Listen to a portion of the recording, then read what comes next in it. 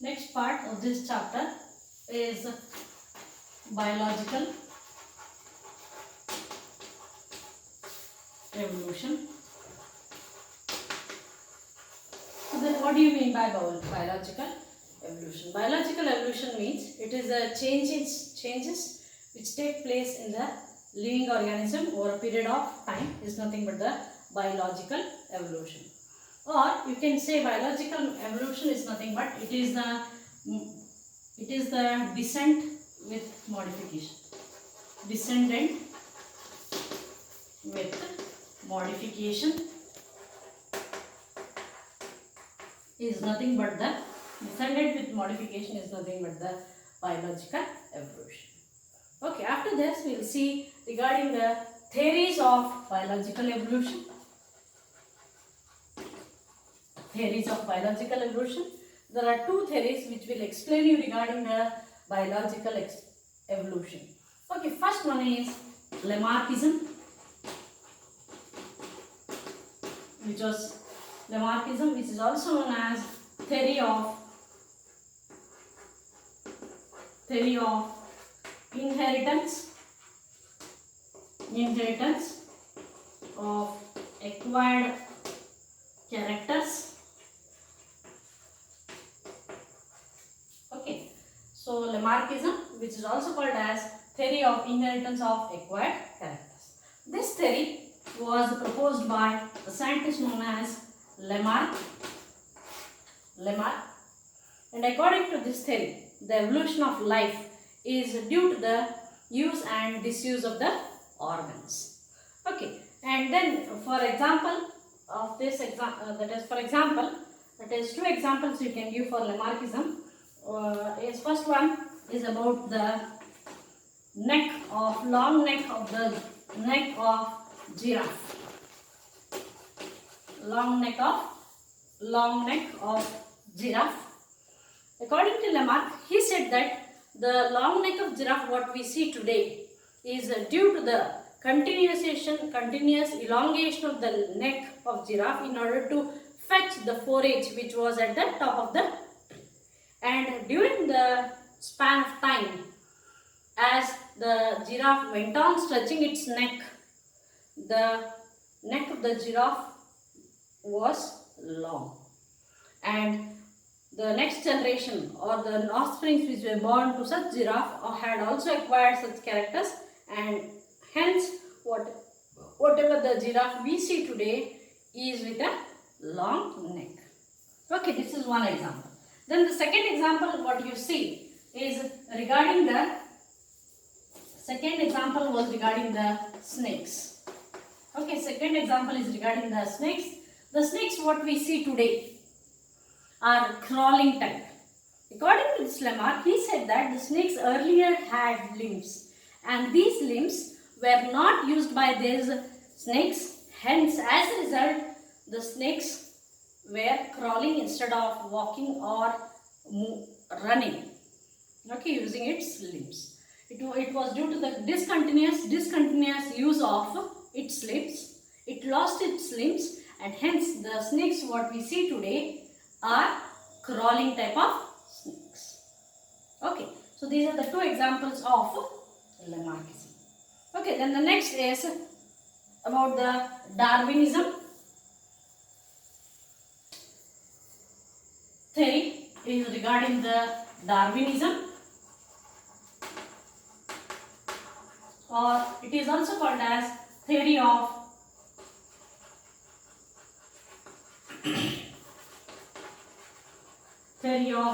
natural selection. Okay, and this theory was proposed by Charles Darwin. Okay, as you all know, this Darwin had been to a COH around the world by his ship known as HMS Beagle. Okay, and during this journey he observed certain facts, and then he proposed a theory known as theory of natural selection. Then there are two key points regarding the theory of natural selection or regarding his discovery. The first one is branching descendants. branching descendants. The second one is natural selection.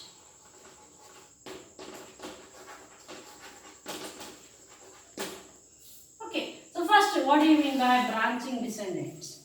According to Darwin, he said that whatever the present life form we see, they are formed due to the modifications of the earlier living forms. That is nothing but the branching descendants. The next one is natural selection. Then what do you mean by natural selection? According to Darwin, natural selection is the one where the organisms are selected by nature only when they are better adapted and if they have variable or if they have useful variations. Such organisms are selected by nature, and that is nothing but the natural selection. Once again I will say, natural selection is nothing but the organisms which are better adapted to that particular environmental conditions and they have got useful variations within themselves, and such organisms are selected by nature, and that is nothing but the natural selection. Right, and then this natural selection, you can give the example of this bacteria to highlight regarding natural selection or tell you regarding natural selection. Say there is a bacterial population and you know very well that is the bacterial population can reproduce within a short period of time into number of bacteria. Okay, because their lifespan is very small. Say, I will take a population of bacteria and then I will allow it to grow on a particular medium. Okay, right. Then all the bacteria are growing. Then what happens is, after some time, what I will do is, I will take the petri plate, then I will change the medium. Earlier I had put some other medium and I had allowed the bacteria to grow. They grew well. But later on what I will do, I will take a petri plate and I will change the composition of the medium. Okay, that time you can see that all the bacteria are not going to grow.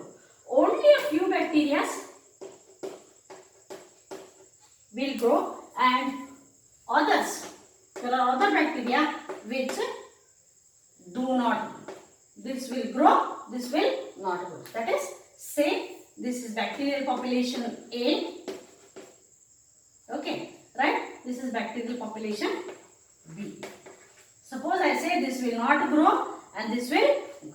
This means that the bacterial population B, they are well adapted or they are better as compared to bacterial strain A, because these bacteria A cannot grow in the changed medium, whereas bacteria B, group of bacteria, can grow well in the changed environment or the changed medium also.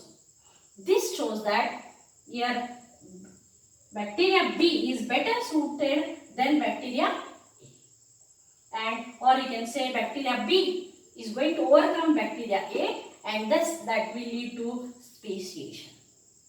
Okay, right. Then according to your Darwin about the fitness, he says that your nature will select the one who is fit.